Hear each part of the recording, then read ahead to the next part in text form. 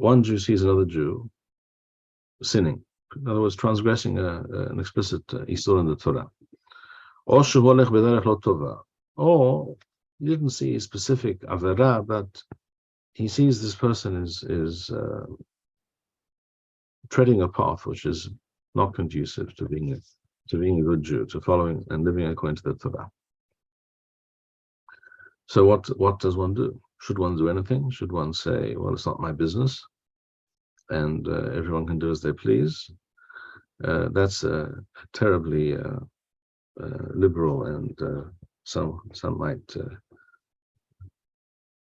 use other adjectives such as democratic or what have you, but that's not a Torah approach. The Torah's approach is miswa lahaziro lemutav. Yes, you do have a responsibility for your fellow Jew. This is a unique reality. The connection between one Jew and another is such that you have a responsibility towards that Jew, as to the point that you're able to do something. The reason other peoples may not understand this is because there really is no re'uth. There is the concept of re'acha is a Jewish concept. It does not really exist in non-Jewish thinking. Each man is in his each man is in his own world, and one is not responsible for the other. Individualism of this extreme type is a very non-Jewish concept.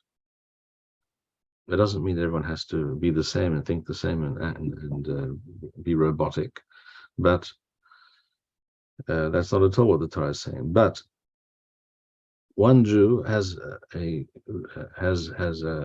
responsibility with regards to his fellow Jew, because we are all considered to be part of one body, one body politic, one faith community, one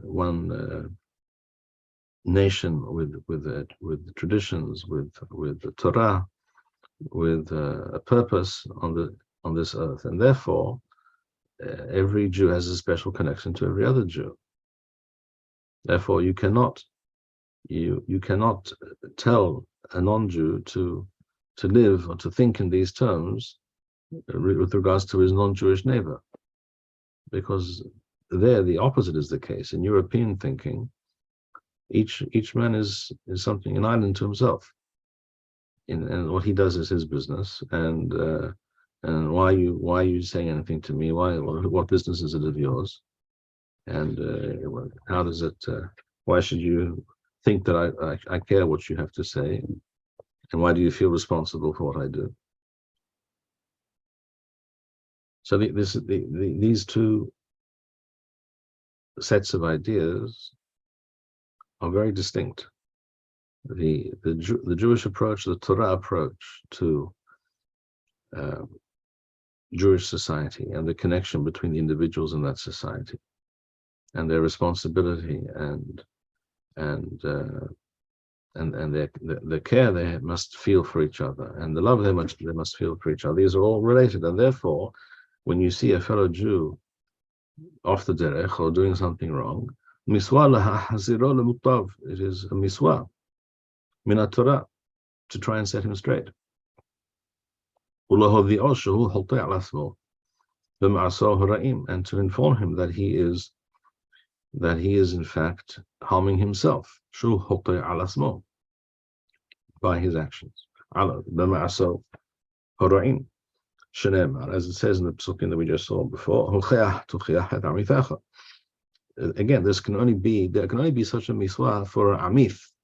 The usual translation of amith is a colleague, but it doesn't mean a colleague in the professional sense in the Western world that you happen to work in the same office.